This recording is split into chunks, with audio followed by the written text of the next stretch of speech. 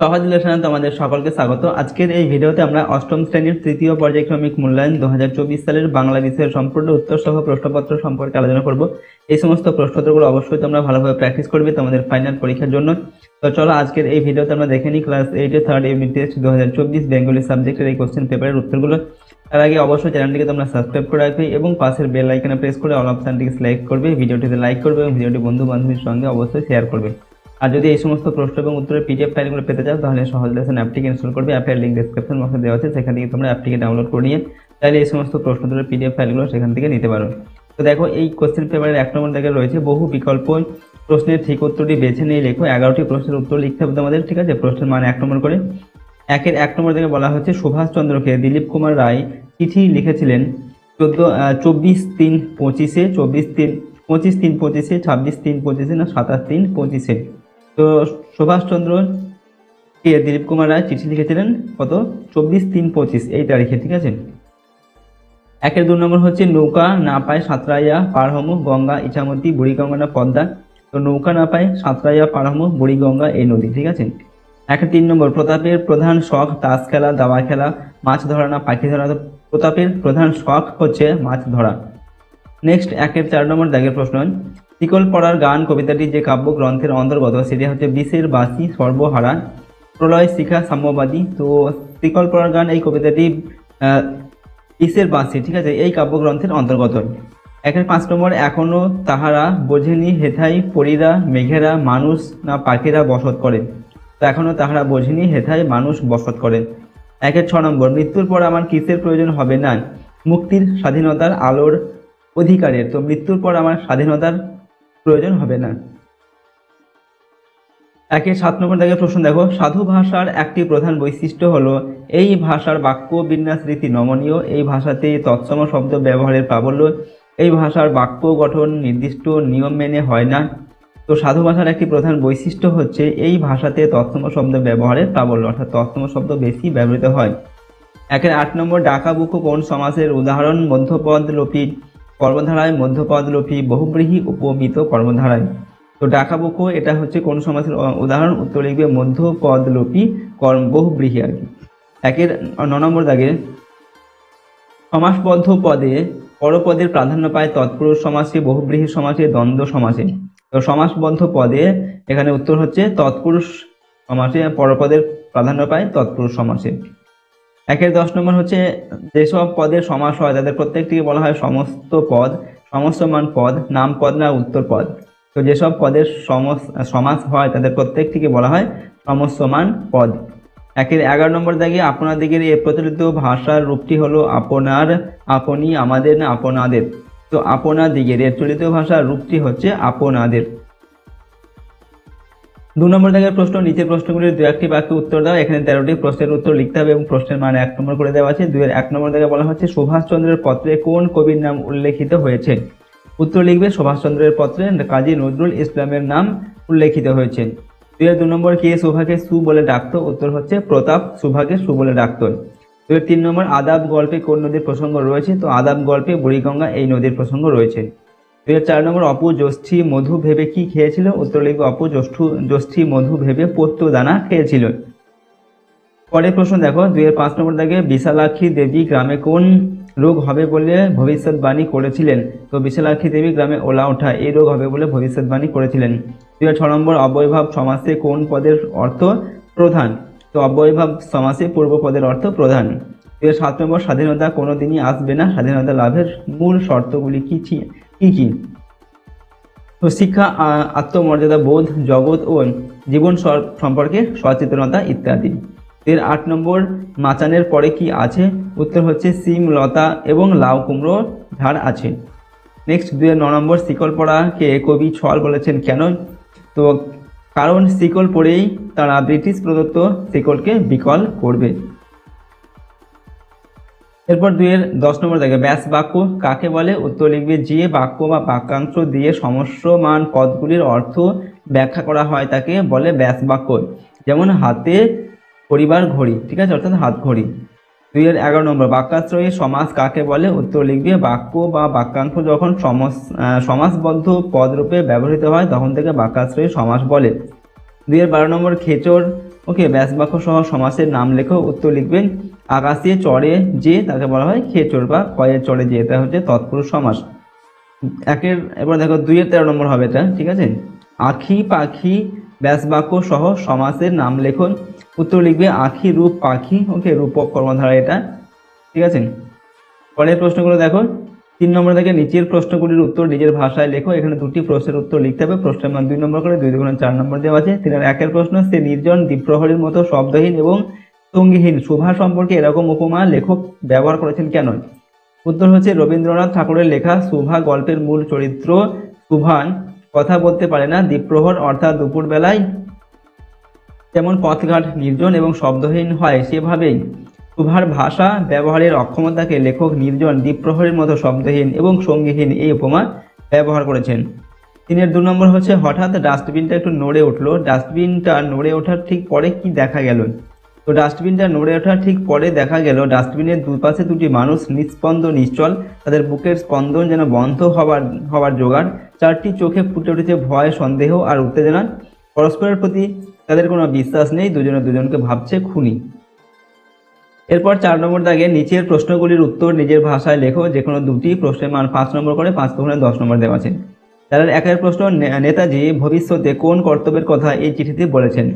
কেন এই কর্তব্য স্থির করেছেন? কারা প্রশাসন প্রণালী বিষয়ে কাদের পরিবর্তে কাদের প্রণালীকে তিনি অনুসরণযোগ্য বলে মনে করেছেন?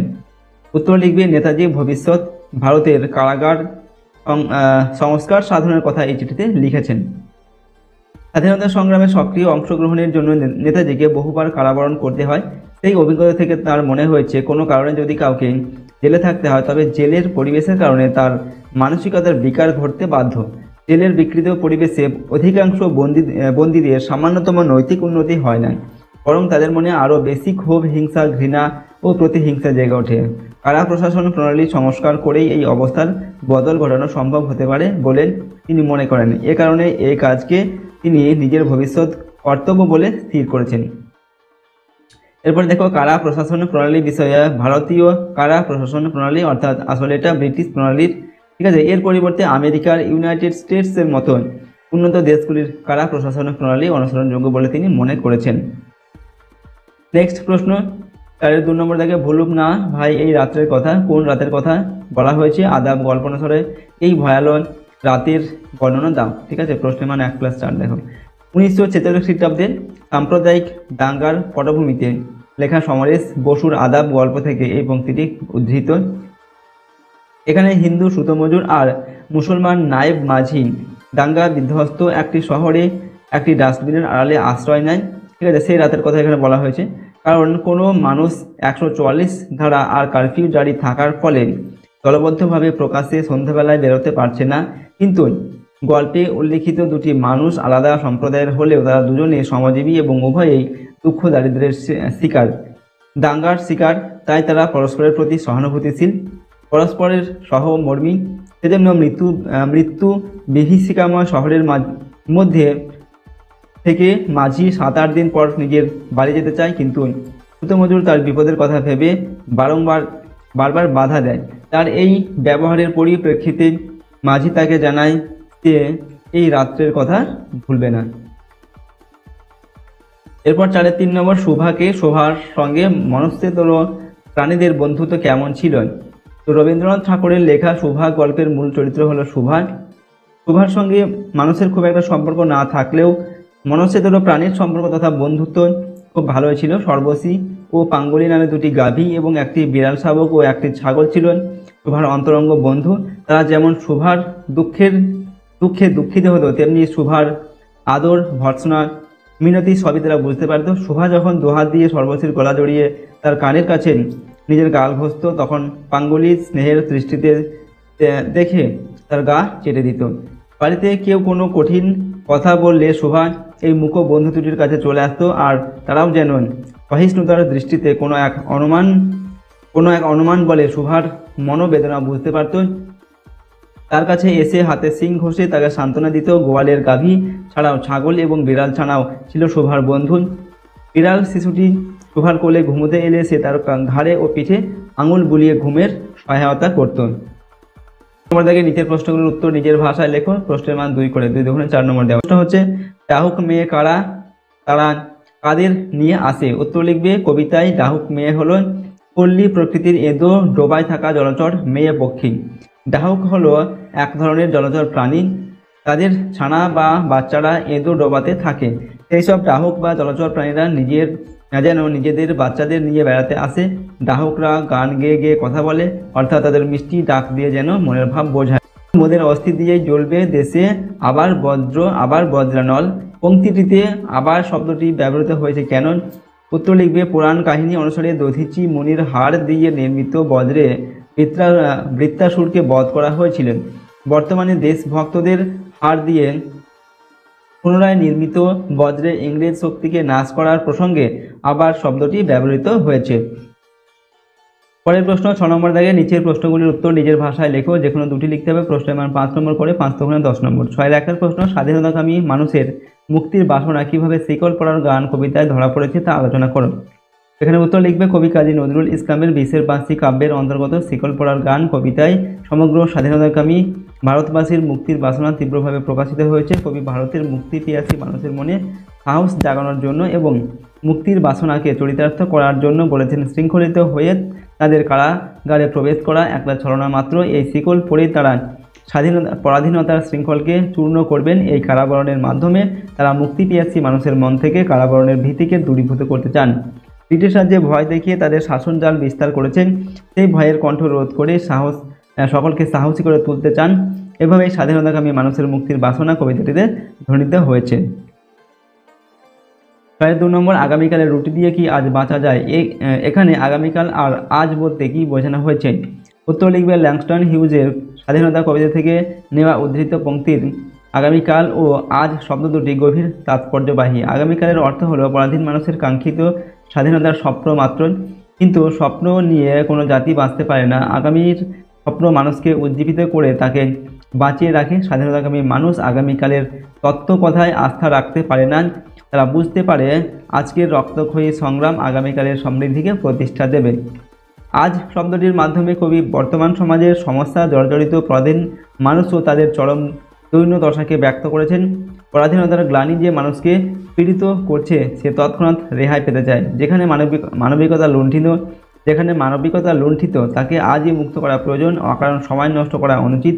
পরাধীন মানুষ তাই আগামীর স্বপ্ন চায় না, তারা আজই এই অবস্থা থেকে মুক্তি চায়। এরপর দেখো 6 নম্বর, এ বাড়ির যত আনন্দ হাসি আঁকা জীবন্ত করি। কবিতায় কবি প্রকৃতির সঙ্গে একাত্ম যে গ্রামীণ কুটিরের জীবন্ত ছবি এঁকেছেন তার বিবরণ দাও। তো কবি জসিমউদ্দিন তার কবিতায় পল্লীগ্রামের কুটিরের একটি জীবন্ত ছবি এঁকেছেন। পল্লীগ্রামের গড়াই নদীর ধারে থাকা কুটিরখানে যেন লতাপাতায় ঘেরা ও মায়া মমতায় জড়ানো। বুনো ফুল তার চারপাশে ছড়ানো। মাচানের উপর লাউ কুমড়ো সিম রয়েছে। মাচানের তলায় লাল নোটে শাকের যেন ঢেউ খেলে গেছে দেখে মনে হয় বাড়ির কোনো বউ লাল শাড়ি মেলে গেছে। বাড়ির মেয়েরা মটর মুসুর প্রভৃতি ডাল, লঙ্কা, জিরে, মরিচ প্রভৃতি বিভিন্ন মশলা পাশাপাশি এমনভাবে মেলে রেখেছে যেন মনে হচ্ছে রঙের মেলা বসেছে। সব মিলিয়ে কুটিরের দৃশ্যটি যেন একটি রঙিন চিত্র। কবি এখানে রং তুলি নয়, শব্দের পর শব্দ দিয়ে গেঁথে রঙিন ছবি এঁকেছেন। তার আঁকা ছবি যেন জীবন্ত হয়ে উঠেছে। 7 নম্বর থেকে নিচের যে কোনো একটি প্রশ্নের সংক্ষিপ্ত উত্তর দাও। এখানে প্রশ্নের মান 3 নম্বর। 7 প্রশ্ন, বইখানা তোমাকে দিয়ে যাব দাদু, কোন বইয়ের কথা বলা হয়েছে? বইখানি কে কাকে দিয়ে যাবেন? এখানে উত্তর লিখবে প্রেম ভক্তি চন্দ্রিকা বইয়ের কথা বলা হয়েছে। ওকে, বইখানি গ্রামের বয়স্ক ব্যক্তি নরোত্তম দাস বাবাজি অপকে দিয়ে যাবে। নেক্সট হচ্ছে 2 নম্বর, আধ ঘন্টার মধ্যে পাড়ার থেকে উঠোনে ভাঙিয়া পড়িল কেন? এখানে উত্তর হচ্ছে ম্যালেরিয়ায় চঞ্চল দুর্গার মৃত্যু সংবাদ শুনে গ্রামের বহু লোকের সমাগম হয়েছিল হরিহরের বাড়িতে, এই কারণেই উঠান ভাঙিয়া পড়িল বলে মন্তব্য করা হয়েছে। 8 নম্বর থেকে নিচের যে কোনো একটি প্রশ্নের উত্তর নিজের ভাষায় লেখো। 5 × 1 = 5। ওকে, 8 প্রশ্ন দেখো, বাঁকা কঞ্চি অপর জীবনে এক অদ্ভুত জিনিস কেন? উত্তর লিখবে বাঁকা কঞ্চি অপর কাছে অনেক মূল্যবান এক অদ্ভুত জিনিস, যা সহজেই খুঁজে পাওয়া যায় না। অনেক খুঁজে বন জঙ্গলের ভিতর একটা শুকনো গোড়ার দিক মোটা, আগার দিক সরু, এমন হালকা ও বাঁকা কঞ্চি অপু জোগাড় করে আনেন, তা দিয়ে অপু যুদ্ধ খেলে। এই অদ্ভুত সামান্য উপকরণটি দিয়ে সে মহাভারতে শোনা যুদ্ধ খেলার কল্পনায় মেতে থাকত। একা একা নির্জন জায়গায়, কখনো বাঁশবাগানের পথে, কখনো নদীর ধারে নিজের মনে কথা বলতে বলতে সে ঘুরে বেড়াতো। এই আনন্দ কেবল অপুই বোঝে, অন্য কেউ বোঝে না। সে সেই বাঁকা কঞ্চি নিয়ে কখনো তামাকের দোকানি, কখনো ভ্রমণকারী, কখনো বা সেনাপতি, কখনো বা মহাভারতের অর্জুন সেজে অপর মনে খেলে। নেক্সট 8-এর 2 নম্বর, বৃদ্ধ নরোত্তম বাবাজির সঙ্গে অপুর কিভাবে ভাব হয়েছিল। এখানে উত্তর লিখবে, অপু যখন ছোট ছিল তখন তার বাবার সাথে সে নরোত্তম বাবাজির বাড়ি যেত। গৌরবর্ণ সদানন্দ বৃদ্ধ নরোত্তম সামান্য ঘরের ঘরে থাকতেন। তিনি বিশেষ গোলমাল ভালোবাসেন না, প্রায়ই নির্জনে থাকেন। ছোট থেকেই অপুকে নিয়ে হরিহর তার কাছে যেতেন, সেই থেকে তার সাথে অপুর ভাব হয়। তিনি বলতেন, অপুর তার কাছে গৌরসুন্দরের মতো নিষ্পাপ ভাব মাখানো চোখ ছিল অপুর। মুখচোরা অপু এই বৃদ্ধ ব্যক্তিটির সঙ্গে নানা রকম বিষয় নিয়ে খোলামেলা আলোচনা করত। বৃদ্ধ নরোত্তমের কাছে অপু প্রেম ভক্তি চন্দ্রিকা বইখানি দেখতে চাইত।